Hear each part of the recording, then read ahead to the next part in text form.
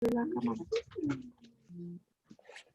Señor, te damos gracias por este día, Dios. Nos ponemos delante de ti, Señor, como tus hijos, Señor Jesús, porque nos amas, Señor. Te entregamos esta clase de hoy, Señor Jesús. Gracias por María Paula, Señor, por la disposición que tiene para enseñarnos, Dios. Gracias por cada una de las personas, Señor, que estamos aquí, Señor, para aprender más de ti, Señor, para sanar nuestros corazones, Señor, y así poder también ayudar a otros, Dios, a través de lo que tú has hecho en nosotros, Señor Jesús. Danos discernimiento, Señor, que podamos entender las cosas, Dios, y sobre todo que podamos aplicarlas, Señor. En el nombre de Jesús, amén. Amén. Muchas gracias, Aris. Amén. ¿Cómo van todos? Bueno, la vez pasada estuvieron con Pablo hablando sobre el paso 3, que era el paso del perdón. Esta semana no recibí ninguna pregunta, entonces entiendo que quedó clarísimo el paso 4. De la cartilla, ¿cierto? Pati, no te oigo. Que a mí se me olvidó colocar las preguntas. Bueno, pero ¿tienes preguntas? Ojos azules. Miguel no tiene los ojos azules. ¿No tienes preguntas? Ah, Isaac. ¿No? Bueno, no pasa nada. Isaac Albert. No lo leí, que es peor. Ah. Bueno, gracias por tu sinceridad, Pati, tan linda. No pasa nada, no te preocupes. Vamos a verlo hoy rápidamente. Quisiera tratar de abordar paso 4 y paso 5 para poder avanzar un poquito más rápido. ¿Listo? Pero bueno, Paula, dime, Marce. una pregunta, vamos a ver al final, es para no interrumpir tanto, pero vamos a ver al final los apéndices. Sí, yo creo que podemos trabajarlos. Me parece importante trabajarlos. Sí. Ah, vale, listo. No más. Vale. De hecho, hay un apéndice buenísimo de Buscando el perdón de otros en la página...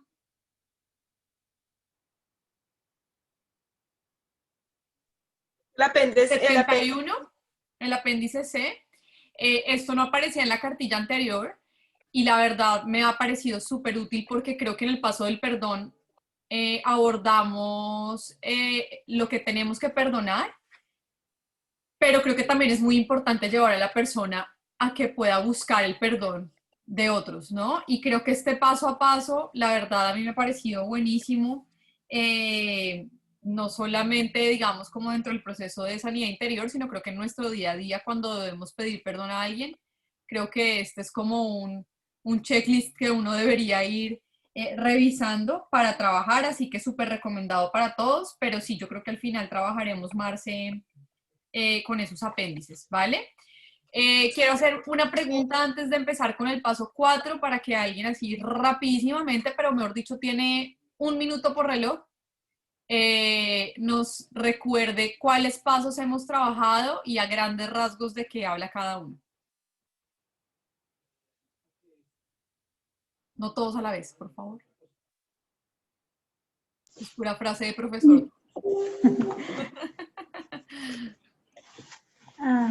Hola. Hola, Janet. Hemos visto lo falso contra lo verdadero, mentira Ajá. contra engaño. Ajá. No, perdón, engaño contra verdad. Ajá. Y el perdón. Ajá. Entonces, en el primero hablábamos un poco de todas las prácticas espirituales no cristianas, ¿cierto? Que es necesario poder renunciar a estas prácticas. En el segundo hablábamos engaño versus verdad, que como les decía, para mí es uno de los pasos más importantes, o uno en el cual uno pues muchas veces tiene que profundizar un poco más con las personas, ¿no? Porque hay muchos engaños que están muy arraigados y que ni siquiera uno mismo logra identificar fácilmente. Entonces hay que trabajarlo a profundidad con el aconsejado y, como dice Janet, el tercero, el paso del perdón, que también es fundamental, ¿no? La falta de perdón definitivamente trae falta de libertad en nuestras vidas. Y entonces hoy vamos a trabajar y hablar un poquito acerca del paso 4, que es rebelión versus sumisión, ¿no? En la primera parte de la cartilla vemos cómo Neil Anderson nos da como una introducción o un soporte bíblico hacia la rebelión contra sumisión, ¿cierto? Básicamente lo que él nos dice es que vivimos en un mundo rebelde, ¿cierto? De como hemos hablado desde que empezamos esta capacitación, vivimos en un mundo caído y vivimos las consecuencias de vivir en un mundo caído. Vivimos las consecuencias de vivir en un mundo regido por Satanás. Recordemos que Jesús nos advierte que Satanás es el príncipe de este mundo, ¿no? Entonces, por eso vivimos regidos en un mundo en el que Satanás, por decirlo de cierta manera, pues reina e influye en la vida de todos los seres humanos, no solamente de los cristianos, ¿vale?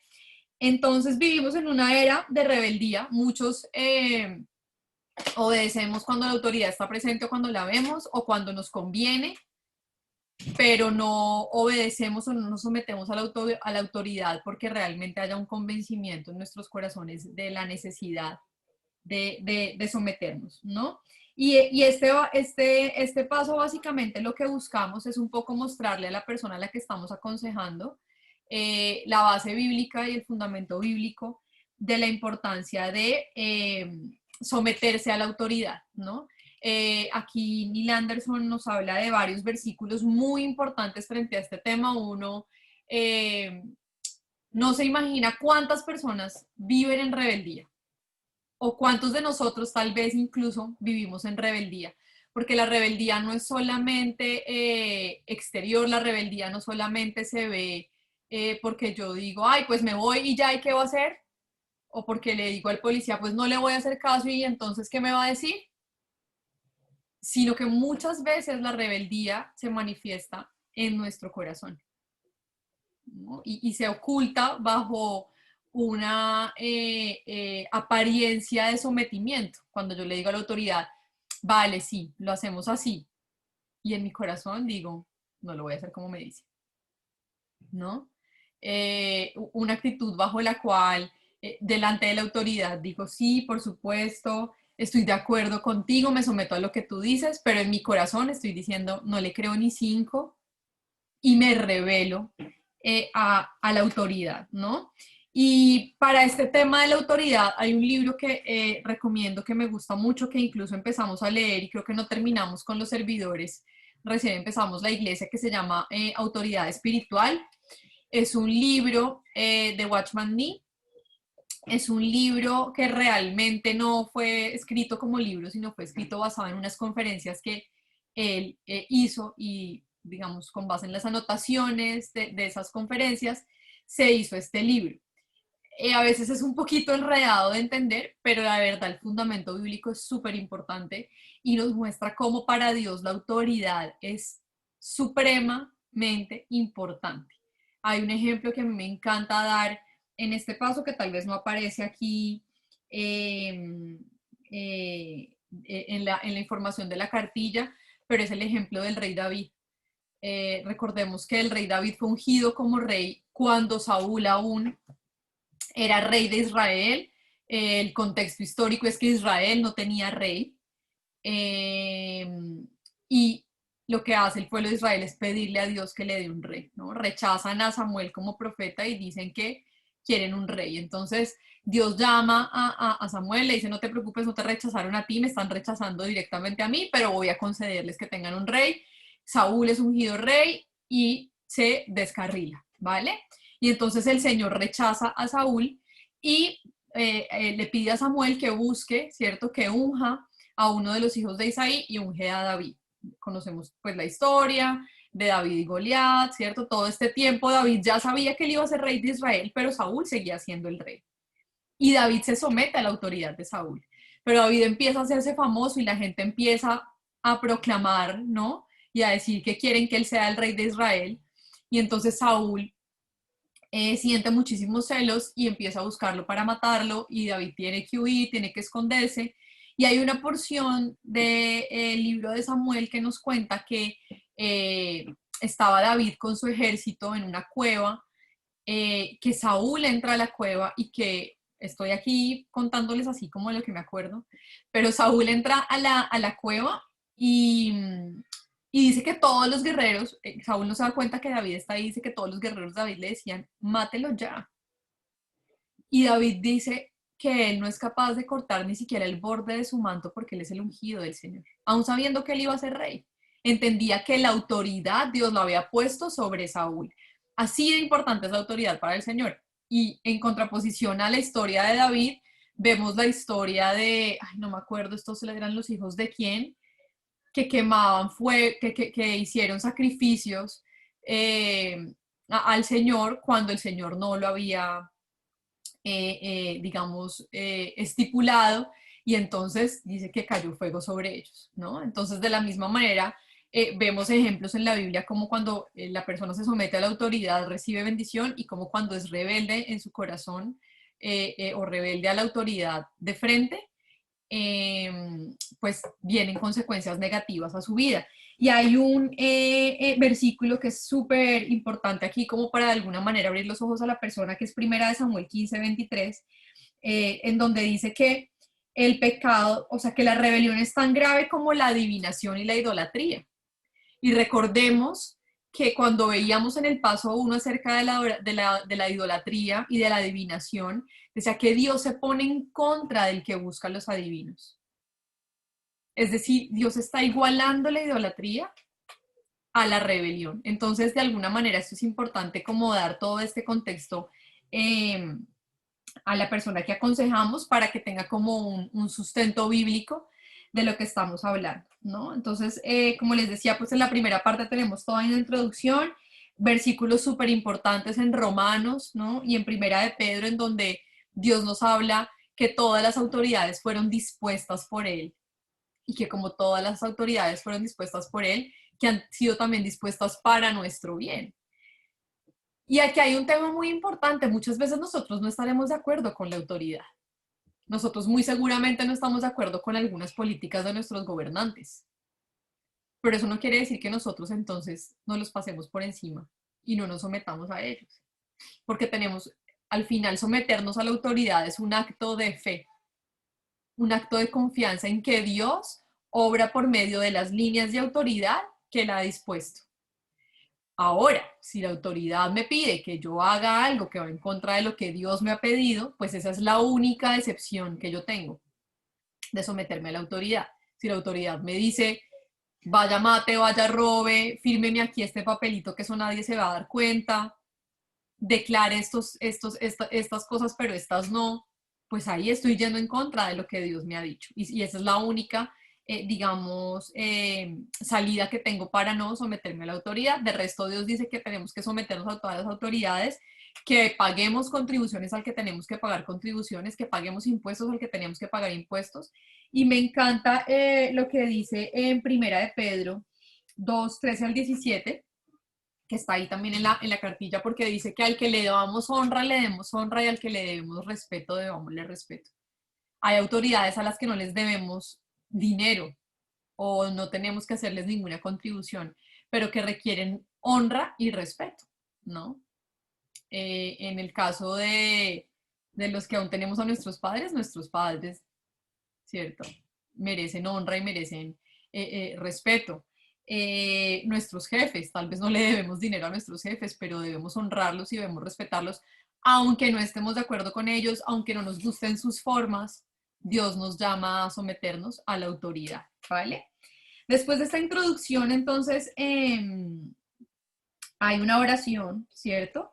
Que como les decía, ahí es bueno siempre ver los versículos primero con la persona para entender qué es lo que estamos orando y por qué estamos diciendo lo que estamos diciendo en la oración, ¿vale? Y como les decía, pues nos recalca Neil Anderson que someternos a las autoridades es un acto de fe y que estamos confiando en que Dios obra a través de esas líneas de autoridad que Él ha dispuesto.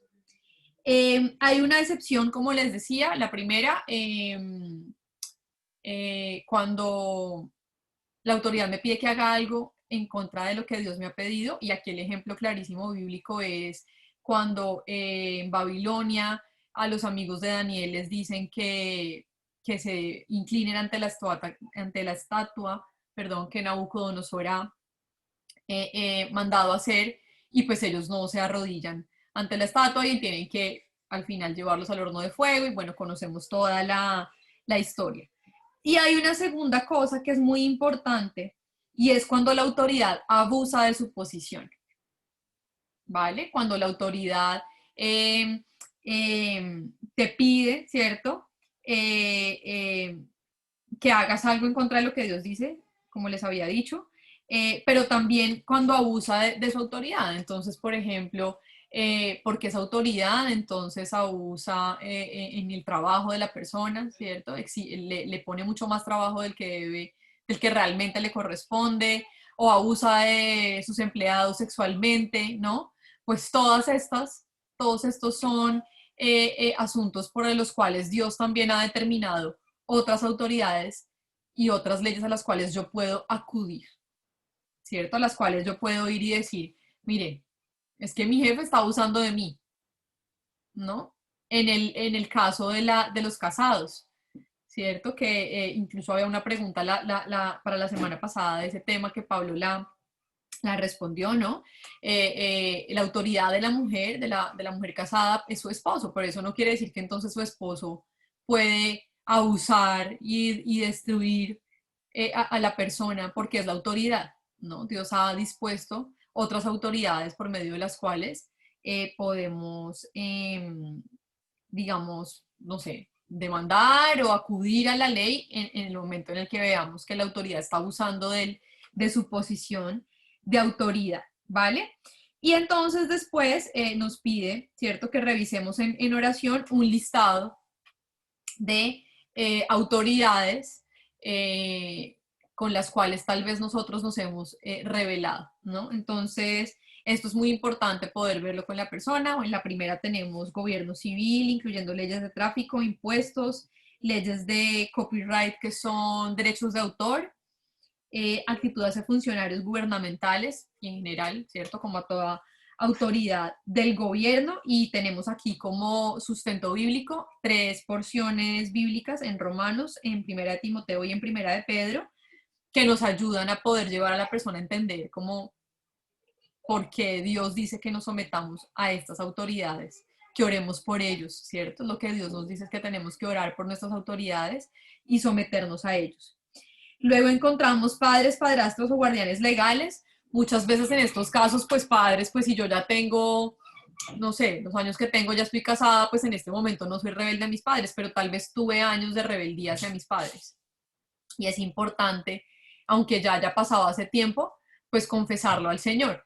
¿Qué es lo que buscamos por medio de esto? Que la persona pueda identificarse rebeldía en su corazón hacia alguna de estas autoridades y al final poder confesarlo, poder pedirle perdón al Señor y poder ayudarle a la persona a tener un cambio de actitud. Yo pienso que lo más importante es eso, más allá de que por supuesto que es muy importante confesar y pedir perdón, porque ahí está, es como el primer paso, ¿no? Poder ayudarle a tener un plan, a decirle tienes que establecer un plan de trabajo frente a esto. Si a ti te cuesta someterte a la autoridad, por ejemplo, de la policía, a las leyes de tráfico, te cuesta someterte, pues cada vez que estés frente al semáforo que se va a poner en rojo y dices me lo paso o no me lo paso, pues acuérdate de lo que dice la palabra de Dios, que está puesta para tu bien, que Dios la ha establecido, porque incluso una ley de tráfico, incluso una señal de tránsito, perdón, es una autoridad, aunque no es una persona y no es algo, un ser vivo, está establecido como una autoridad sobre mí. Entonces, lo importante es poder ayudarle a la persona a generar un plan, ¿no? En su cabeza de, bueno, ¿qué voy a hacer cuando me enfrente a esta situación que sé que me cuesta? Bueno, pues voy a memorizar este versículo bíblico y voy a hacer lo que el Señor me dice que haga, ¿no? Entonces, como les digo, están padres, padrastros o guardianes legales. Aquí pues obviamente entran que no, que mi mamá me dejó con mis abuelitos cuando yo era chiquita. Pues ¿quiénes eran los guardianes legales suyos? Pues sus abuelitos. No, que me dejaron con mi tía, no, que yo viví mucho tiempo y en la casa de mi prima, ¿no? Entonces, pues, pero mi prima era mayor que yo, entonces, pues la autoridad, ¿quién era? Esa persona. Luego dice maestros y otros funcionarios escolares, de nuevo, tal vez muchas de las personas que atendamos en consejería ya pasaron por la universidad hace tiempo, por el colegio hace tiempo, pero aún recuerdan momentos de su vida en los que fueron rebeldes a estas autoridades y es importante también confesarlo al Señor. Esto está, digamos, como yo lo veo muy relacionado como cuando hablábamos en el paso del perdón, de perdonar de corazón. No sé si recuerdan lo que Pablo explicaba acerca de perdonar de corazón. A uno muchas veces le dicen, pero perdone de corazón. ¿Y eso qué significa? ¿Eso cómo me lo como? ¿Qué quiere decir que yo perdono de corazón? Pues que yo dejo que las emociones de ese momento salgan a flote para que Dios realmente pueda sanar. Y lo mismo pasa con esto. Cuando yo reconozco y digo, no digo como, ay, eso fue una tontería del colegio, eso son cosas de adolescente, sino que digo, oiga, sí, yo no tenía ni idea y me estaba rebelando en contra de la autoridad. Estoy siendo confrontada con lo que dice la palabra de Dios y entonces puedo pedir perdón por mi pecado, ¿vale? Jefes pasados y presentes, súper importante. Y aquí esposo. Y este es fundamental dentro de el caso de, dentro del, perdón, el proceso de sanidad interior con una persona que está casada, ¿cierto? Esposo o esposa, ¿vale? Están los versículos bíblicos súper claros en donde Dios es clarísimo en decir al esposo, a la esposa, ¿cierto? Que debe someterse a su esposo. Y aquí hay una nota muy importante, ¿no? Que dice nota a los esposos, o sea, si al esposo le cuesta reconocer autoridad en su esposa, aunque pues su esposa no sea su cabeza, ¿no? Pero como la Biblia dice, también debemos rendir respeto y honor al que debemos honor y al que debemos respeto. Dice, toma un momento para preguntarle al Señor si tu falta de amor hacia tu esposa puede estar fomentando un espíritu rebelde en ella. Porque de pronto viene un hombre y dice, es que mi esposa se revela todo el día, ¿no? Y ahí sí me parece muy importante que podamos ir a la cita bíblica en, creo que es Primera de Pedro 3:7, déjenme confirmamos.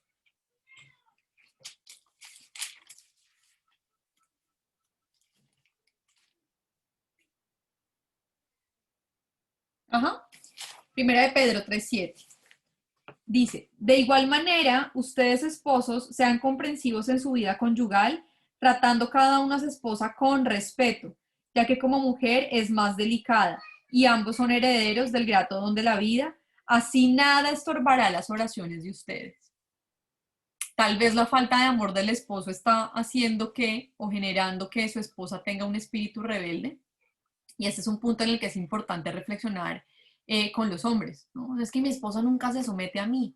Pues tal vez es que no se somete porque es que usted está incentivando en ella, fomentando en ella un espíritu rebelde, ¿no? Entonces, si es así, hay que pedirle al esposo que lo confiese como una violación de Efesios 5:22 al 33, ¿cierto? Ahí tenemos la cita bíblica, importantísimo poder estudiarla. Ahora, frente a la esposa, que su esposo sea duro con ella, que su esposo viole lo que dice Efesios 5:22 al 33, le da a ella vía libre para rebelarse contra su esposo. Solo Marce hace. Solo veo a Marce, a Claudia, a Sara. Claudia y Sara no me dicen nada. ¿No? Quiere decir entonces que si el esposo no ama a su esposa como el Señor, o la Pati, como el Señor le ha dicho que la debe amar, entonces la esposa tiene derecho a ser rebelde. Por supuesto que no. Y esta es una excusa que muchas mujeres muchas veces traen en consejería. Es que él es el peor conmigo, es que él no me ama, es que él me habla feo, es que solo me busca para tener relaciones sexuales, es que no hace nada, es que me toca todo a mí. El Señor te llama a que te sometas. Y someterse al esposo, ¿qué es? Que yo reconozco la autoridad que Dios ha puesto sobre él. Eso es el sometimiento. Reconocer que Dios lo ha puesto como cabeza de mi vida, ¿no? Y esto es muy importante. No hay excusas. Vale, sí, tu esposo tiene que trabajar. Vale, sí, oremos para que el Señor le muestre a tu esposo la importancia que tú tienes de sentirte amada. Pero eso no excluye la responsabilidad que el Señor te ha dado a ti de someterte a tu esposo. Y aquí hay un punto muy importante en sanidad interior. Y es que así como en la imagen, como les contaba Pablo, como en la imagen que yo tengo de Dios, influye la imagen que tengo de mi papá terrenal. En esta área de nuestras vidas, nosotros tendemos a repetir el modelo que vimos en casa. Si yo en mi casa vi que mi mamá era la cabeza, claramente, que mi mamá tomaba siempre las decisiones y que mi papá no era la autoridad, cuando yo me caso, tiendo a repetir el modelo que vi en mi mamá. ¿Por qué? Pues porque lo vi, yo me casé de 23 años. Entonces, durante 23 años de mi vida, vi a mi mamá actuando como cabeza. Entonces, ¿yo qué tiendo a hacer cuando me caso? Pues repetir lo que vi en mi casa porque eso fue lo que aprendí. Lo mismo los hombres. No, es que yo en mi casa, mi mamá fue la que mandó toda la vida. Y mi papá nunca hacía nada, entonces pues yo no hago nada, yo no aprendí a hacer nada. Repito el modelo. O contrario, mi papá no ejercía la autoridad como el Señor dice, sino que era autoritario y era duro. Pues entonces yo también soy duro porque eso es lo que significa ser autoridad. Y entonces en este punto es importante evaluar muy bien cómo era la relación de los padres de la persona. Porque esto nos va a permitir entender por qué a la persona le cuesta someterse a su esposo o le cuesta amar a su esposa. ¿Listo? Y ahí es importante poder hacerle ver a la persona eso. Mira, tal vez esta fue la verdad con la que tú creciste, tal vez esta fue la manera en la que tú aprendiste a que era la relación de esposos. Pues tenemos que renunciar a eso. Y llevarlo a renunciar, ¿qué es? Poder declarar con su boca. Señor, yo renuncio a creer el modelo equivocado que aprendí de mi mamá o que aprendí de mi papá, a través del cual yo vi que ella no se sometía, que ella tomaba las decisiones. Hoy yo decido someterme al modelo que tú quieres que yo siga porque yo sé que lo que tu palabra dice es lo mejor para mi vida y lo mejor para mi matrimonio. ¿Listo? ¿Alguna pregunta en ese punto que me parece que es muy importante dentro del proceso? ¿No? ¿Clarísimo? Que igual es muy, ¿Qué más queda lo de la madre? es como muy, tenemos que estar como muy llenas de la palabra y del espíritu, ¿no? Para poder cumplir esa parte, porque de todas maneras, por más fuerza de voluntad que muchas veces tengamos, yo creo que hay momentos en que es muy complicado, ¿no? Cumplir casi todo como a rajatabla lo que dice el libro, ¿no? Claro, y entonces ahí, ¿qué es lo que tenemos que trabajar, Pati? Pues creer la verdad y desechar la mentira. Si yo vi ese comportamiento en mi mamá toda la vida, pues yo tengo que renunciar a esa mentira y empezar a creer la verdad, ¿no? Y declarar lo que dice Primera de Pedro 3, 1 al 4, ¿cierto? Que debo tener una conducta íntegra e intachable. Esa porción de Primera de Pedro 3, 1 al 4, quiero que vayamos a ella porque creo que es una porción fundamental para trabajar con las chicas, ¿cierto? Dice, porque muchas veces la mujer viene y dice, pero es que yo qué hago, es que mi esposo no hace nada, es que mi esposo no toma decisiones, es que mi esposo no hace lo que la Biblia dice, yo qué hago. Pues mire, haga esto. Asimismo, esposas, sométanse a sus esposos de modo que si algunos de ellos no creen en la palabra, puedan ser ganados más por el comportamiento de ustedes que por sus palabras. ¿Qué quiere decir que si algunos de ellos no creen en la palabra? Miren que no está diciendo necesariamente que no sean cristianos, ¿no? Puede, ¿cierto? Y aplica también para el que no cree en Cristo como su Señor y Salvador. Pero miren que no lo excluye solamente a esto. Dice, si algunos de ellos no creen en la palabra. Cuando yo no creo en la palabra, pues normalmente no la practico. Si yo creyera en la palabra, pues la practicaría, ¿no? Y aquí de nuevo lo que tú decías, Pati, ¿no? Ay, pero es que es muy difícil. Pues sí, si yo creo que lo que la palabra de Dios dice es verdad, pues entre más yo renuevo mi mente, pues más voy a ser transformada. ¿Cómo renuevo mi mente? Pues creyendo esto que vamos a leer. Y dice que el que no cree en la palabra puede ser ganado más por el comportamiento de ustedes que por sus muchas palabras. Por decir algo, no, es que mi esposo no cree en el diezmo. ¿Yo qué hago? Pues si usted le está diciendo todo el día, vamos a quedarnos en la ruina porque usted no quiere diezmar y usted no quiere obedecer al Señor y es que usted, mejor dicho, nos está llevando a la ruina financiera, ¿su esposo va a cambiar? No. Lo que dice acá la palabra de Dios es que va a ser ganado más por tu comportamiento que por tus palabras.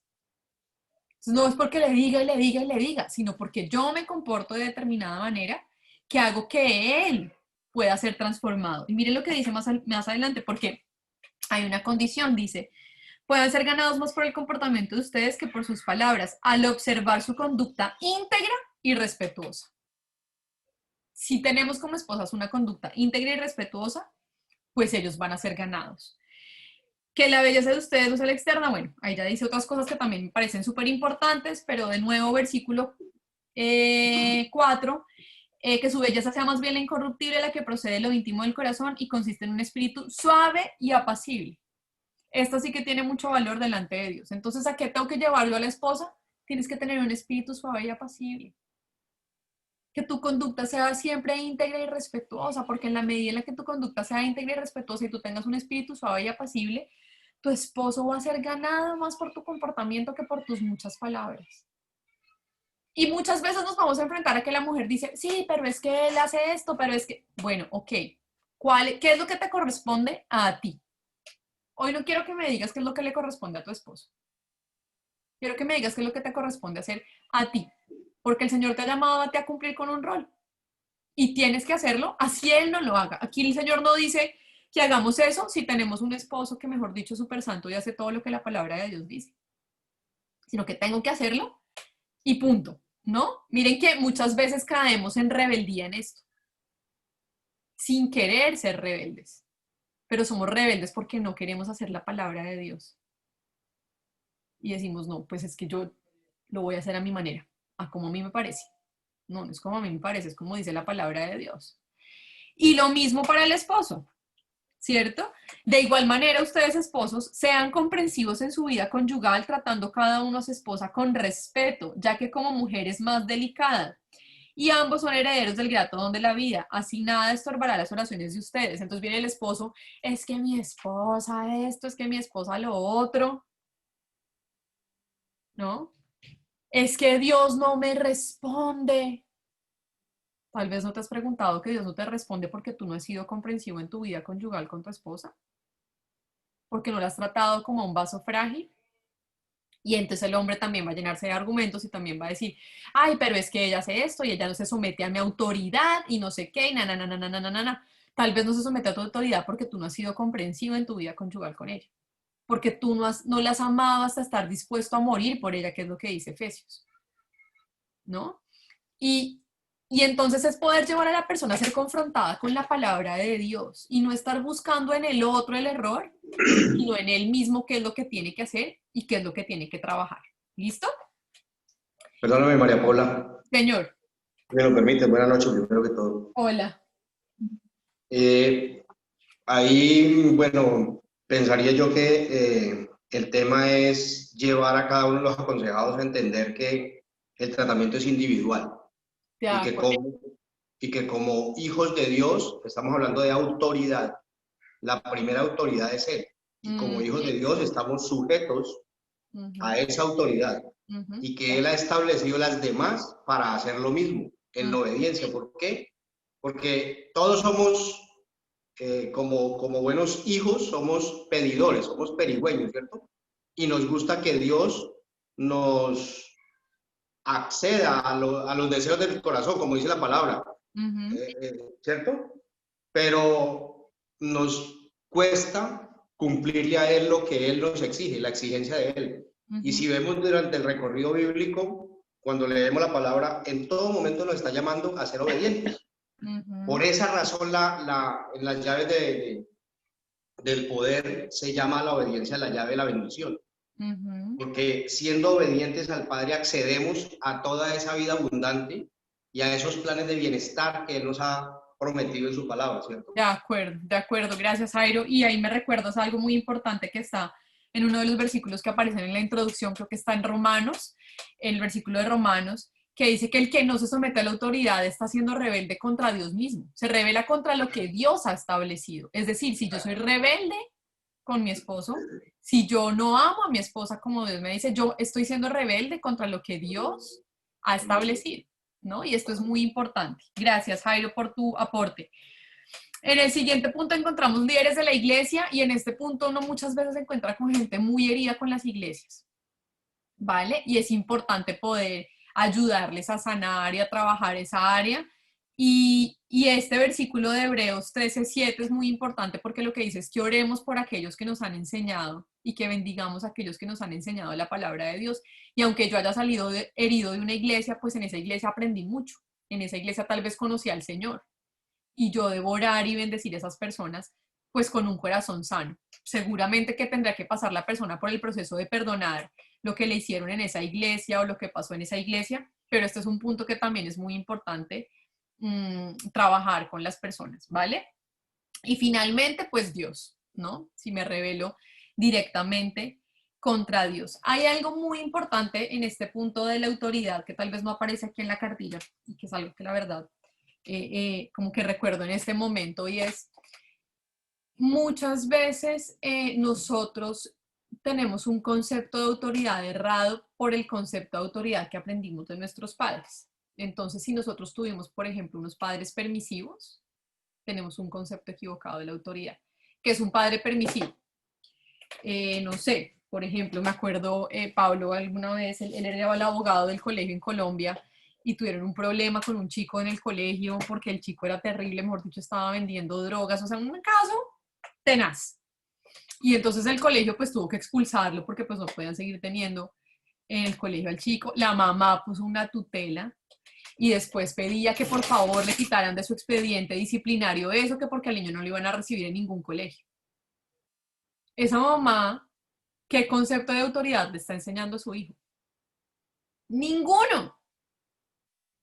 O sea, le está diciendo, mijito, a la autoridad hay que pasársela por encima. Y por eso en este punto es muy importante revisar qué fue lo que la persona aprendió de sus padres, porque tal vez la persona se revela ante la autoridad, por ejemplo, tributaria, ¿no? O ante la autoridad de las leyes de tráfico, porque pues eso fue lo que vivió en su casa. En su casa vio que su papá siempre se volaba eso, o que su papá no pagaba impuestos, o que su papá siempre se rebelaba a la autoridad. Entonces, papás permisivos o papás que desautorizan al otro, al papá o a la mamá, ¿no? El típico caso que el papá, que el niño viene y le dice, ¿puedo ir al parque? Y el papá le dice no, y la mamá dice, ay, sí, sí, ven, yo te llevo. Pues terrible. Estoy generando un concepto de autoridad, mejor dicho, completamente contrario a lo que la palabra de Dios dice cuando yo le digo a mi hijo, ay, sí, ven, yo te llevo porque el papá no te dejó ir.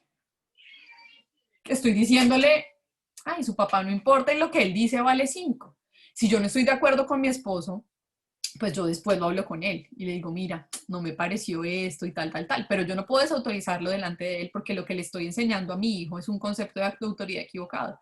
Y esto es muy importante poderlo trabajar tanto hacia el pasado de la persona, de lo que vio en sus padres, como si la persona, por ejemplo, es mamá o papá y está transmitiendo ese mismo modelo a sus hijos.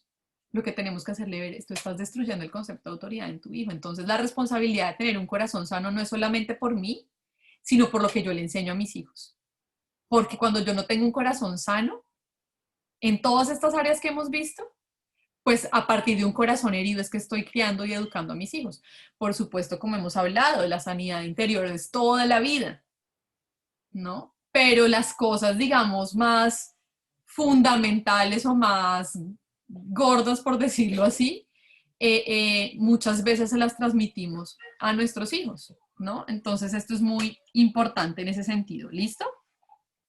Y entonces al final tenemos una oración en la que la idea es poder guiar a la persona a decir, bueno, Señor, yo confieso, ¿cierto? Normalmente lo que yo hago es que yo trato de preguntarle a la persona un poquito más, ¿no? O sea, si por ejemplo la persona me dijo en el primer punto sí, le digo, ah, bueno, listo, y no sigo con el siguiente, sino que le pregunto, cuéntame un poquito, ¿en qué áreas sientes que tú no te sometes a la autoridad, al gobierno civil? O cuéntame en qué áreas sientes que no te sometes a tu esposo. No, porque en estas situaciones, porque tal, y entonces en esta oración de confesión a mí me gusta llevar a la persona también como a personalizar un poquito esa oración, a que no sea tan genérica, ¿no? Tan, Señor, yo confieso que he sido rebelde hacia mis padres, hacia mis maestros, hacia mis jefes, hacia mi esposa, hacia mis líderes de la iglesia, en el nombre de Jesús, amén. Pues no confesé nada, ¿cierto? Si en cambio yo llevo a la persona que pueda decir, no, Señor, yo confieso que he sido rebelde hacia mi esposo, porque le he tenido estos secretos, porque he cogido el dinero y lo he escondido y no he hecho lo que él me ha dicho, por decir algo, ¿no? Ahí sí estoy confesando mi pecado, ¿vale? Ahí sí hay confesión. Entonces, por eso me gusta recalcar en que la oración no tiene que ser literalmente, pues como dice ahí, sino que uno puede agregarle aquellas cosas que la persona, ¿cierto?, haya ido hablando con uno en el proceso. Bueno, paso 5. ¿Alguna pregunta del paso 4? ¿No? Clarísimo. Listo. Paso 5. Y este es súper importante, ¿vale? Porque la soberbia o el orgullo definitivamente están, mejor dicho, a la orden del día en nuestras vidas. Si lo pensamos, pues el pecado, el principal pecado de Satanás fue el orgullo, ¿no? El decir, pues yo quiero ser mejor que Dios, yo puedo ser mejor que Dios. Entonces es algo que está muchas veces, que no es tan evidente en nuestras vidas. Y aquí es muy necesario pedirle al Señor que pueda confrontar el corazón de la persona, que la persona pueda ser realmente confrontada con su palabra, ¿no? Y entonces el orgullo mata, ¿no? El orgullo dice, yo no necesito a Dios ni la ayuda de otro, yo puedo arreglármela solo. Y la realidad es que no podemos, ¿cierto? Necesitamos a Dios y nos necesitamos mutuamente, ¿no? Pablo escribe en Filipenses 3:3, en espíritu servimos a Dios y nos gloriamos en Cristo Jesús, no teniendo confianza en la carne, ¿cierto? Entonces, esa es una buena definición para la humildad. ¿Qué quiere decir humildad? Y cómo poder explicarle a una persona qué es el orgullo. Muchas veces, tal vez usando el antónimo, es fácil poder definir lo que es el orgullo, ¿no? Y la humildad es no poner nuestra confianza en la carne, ¿cierto? Ni en nosotros mismos, sino en el Señor. La humildad es la confianza puesta en la manera adecuada en el Señor. O sea, decir, Dios mío, yo no puedo solo, ¿no? Yo no he llegado a la posición que llegué en mi trabajo, yo no tengo lo que tengo por mis propios méritos. Todo lo que soy, todo lo que tengo es porque el Señor me lo ha permitido. Pues sí, porque yo me he esforzado, pero porque el Señor me ha dado unos talentos. El Señor fue el que me dio el talento, por ejemplo, no sé, para las finanzas. Y entonces por eso tengo una posición privilegiada en mi trabajo. O el Señor me dio un talento para los negocios y entonces por eso pude negociar muy bien la casa en la que vivo. O el Señor me dio un talento para, no tengo ni idea, para hablar en público y por eso entonces soy líder de grupo pequeño. O el Señor me dio un talento para aconsejar a otros y por eso soy consejero. Pero cuando yo pongo mi confianza en mí y creo que es que soy yo y no en las capacidades que el Señor me ha dado, pues hay orgullo en mi corazón. Entonces, de nuevo, en esta primera parte nos hace como Neil Anderson una introducción frente a lo que es la soberbia. Aquí si ven en la página 41, al final de la oración en la parte de arriba hay varios versículos, ¿no? Proverbios 16:18, Mateo 6:33, 16:24, Romanos 12:10 y Filipenses 2:3. Aquí es muy importante, como les decía la vez pasada, poder ver esos versículos antes de orar para que la persona entienda por qué estamos diciendo lo que estamos diciendo en la oración y para que la persona entienda lo que el orgullo definitivamente significa para el Señor, ¿no? Aquí hay algo muy importante, ¿no?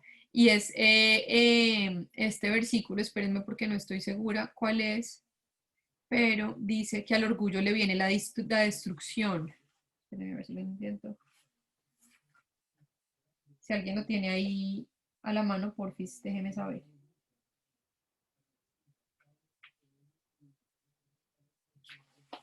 Perdóneme, pero es que este versículo sí me parece súper importante poderlo ver.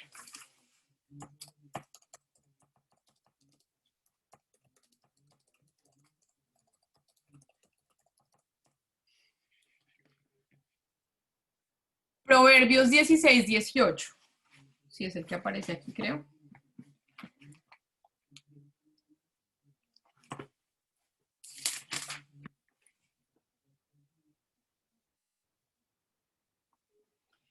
Proverbios 16:18 dice, al orgullo le sigue la destrucción, a la altanería el fracaso. Es un versículo súper fuerte. Al orgullo le sigue la destrucción. O sea, ¿quién quiere ser destruido? Yo creo que nadie quiere ser destruido. Y tal vez muchas veces en nuestra vida no vemos bendición y no vemos progreso porque tal vez hemos vivido en orgullo. Y el orgullo nos ha llevado a la destrucción. Y dice que la altanería al fracaso, ¿no? Entonces, como la palabra de Dios en Santiago dice que la Biblia tiene que ser como un espejo, pues lo que nosotros tenemos que tratar de ayudarle a la persona es que se pueda ver en estos versículos como en un espejo y pueda evaluar si en su vida hay orgullo o no hay orgullo. Y entonces, de nuevo, tenemos aquí un listado de cosas, ¿no? Frente a las cuales, pues, yo puedo ver si en mi corazón hay orgullo o no hay orgullo, ¿vale? Muchas veces las personas en consejería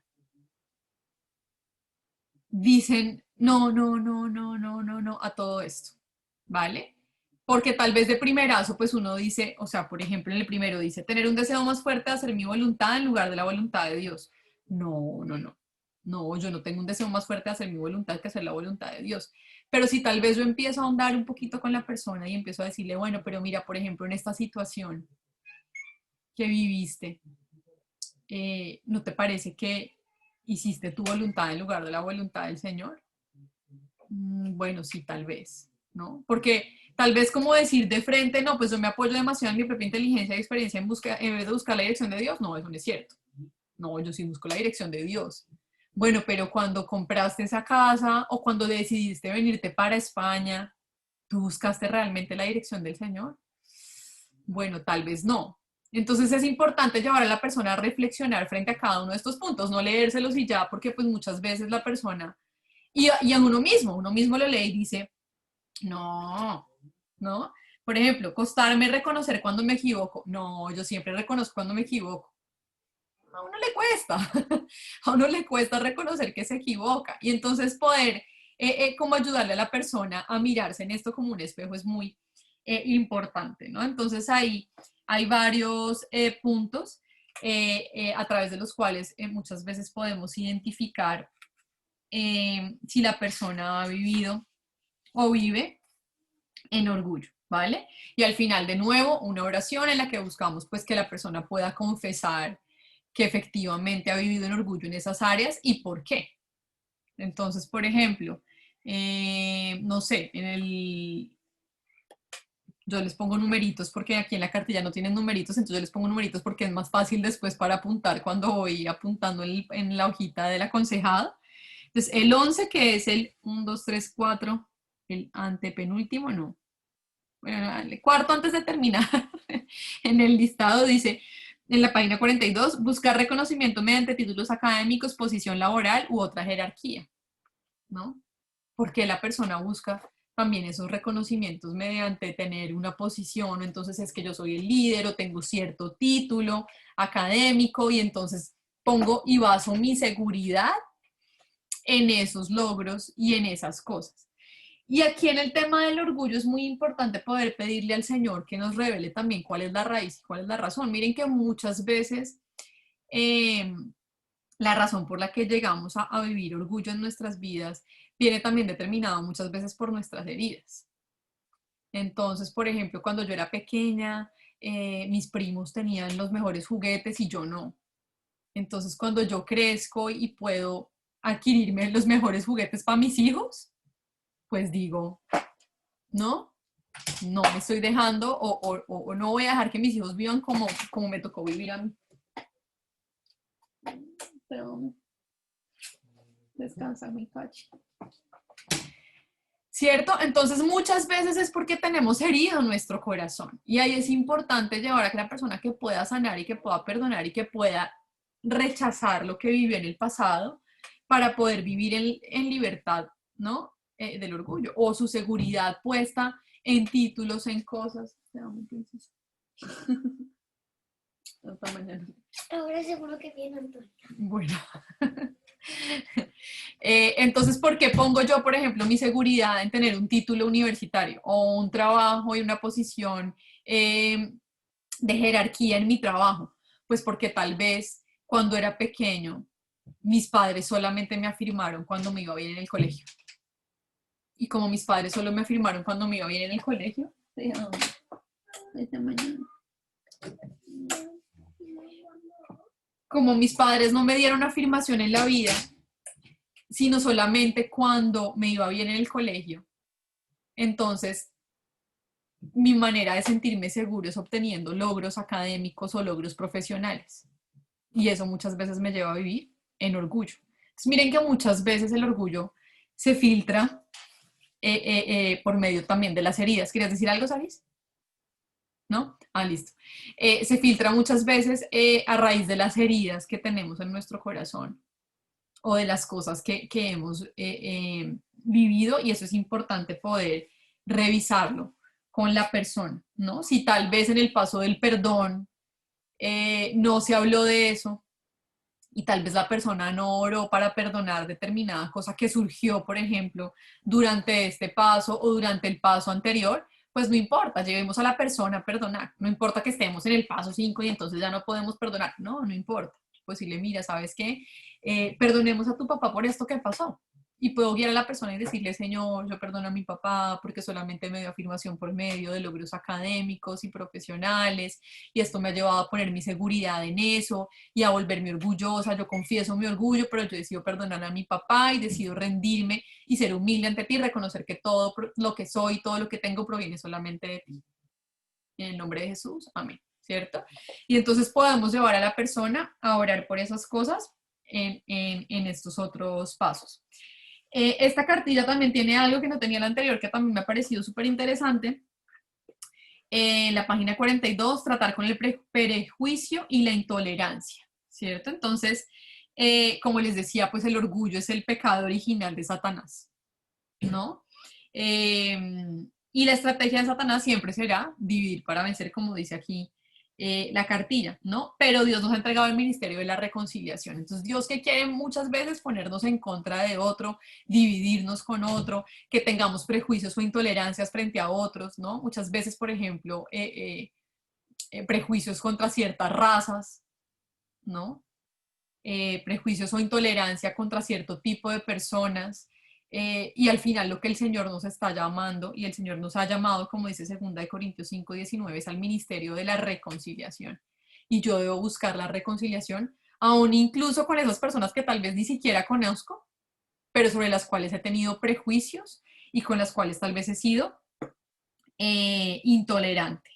Entonces, esta parte también me parece muy importante de poderla trabajar. Muchas veces, miren que esto me pasó en un caso de consejería con una chica que era súper intolerante con su esposo, ¿no? Entonces su esposo, no sé, es que no quiero dar detalles, pero era súper intolerante con su esposo. No sé, por ejemplo, que dejaba la pasta de dientes abierta o la toalla del baño tirada en el suelo, ¿no? Y entonces como que era súper intolerante con estas cosas o pues con cosas más complejas, ¿no? Y pudimos identificar en esta cita de consejería que esa intolerancia también reflejaba orgullo en su corazón. Porque ¿por qué soy intolerante con que dejen la tapa de la pasta de dientes abierta? Pues porque creo que tiene que hacerse a mi manera y que tiene que cerrarse, que la tapa tiene que estar cerrada porque entonces tiene que ser así a mi manera, porque así es como a mí me parece, es como tiene que ser. ¿Y eso qué es? Orgullo. Y es una tontería. Pero hay orgullo. Que si mi esposo no lava la loza como yo la lavo, entonces soy intolerante y me cargo porque entonces en lugar de reconocer que tuvo una buena actitud y limpió la cocina y la dejó impecable, entonces yo lo que le digo es, pero ¿cómo se le ocurrió limpiar con la esponjilla así? ¿Pero cómo se le ocurrió usar este trapo para limpiar esto si este trapo es el de esta cosa? ¿Eso qué es? Orgullo. Intolerancia por cosas que realmente no tienen importancia. El otro día hablaba con otra chica en consejería de esto y yo le decía, uno se pone intolerante con esas cosas, pero pues ¿qué le cuesta a uno tapar la pasta de dientes? O sea, si uno realmente se ponía a pensar, ¿cuánto tiempo le quita a uno volver y ponerle la tapa? ¿Realmente es eso grave? ¿O mover el cuadro y ponerlo de determinada manera y no de la otra? Y me pasa a mí, a veces me pasa a mí de verdad con Pablo que yo digo, pero, porque, por ejemplo, tiene la maña de que el papel higiénico él se suena y entonces lo saca y lo pone en el lavamanos. Y entonces cuando yo estoy dentro del baño, pues el papel higiénico no está por ahí, entonces me toca pararme a coger el rollo. Y yo, pero ¿por qué no lo deja acá? ¿No? Pero a veces digo, es orgullo, o sea, porque soy intolerante con esas cosas que no, pues me paro y voy y lo cojo. ¿Qué puede pasar?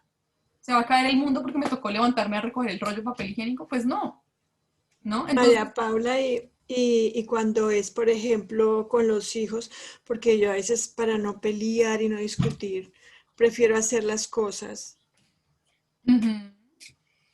¿Hasta qué punto es mejor hago y así no discuto y estoy todo el día tranquilita? ¿Qué es lo Pero que tú tienes que también, evaluar ahí? ¿Hay orgullo en tu corazón cuando haces eso?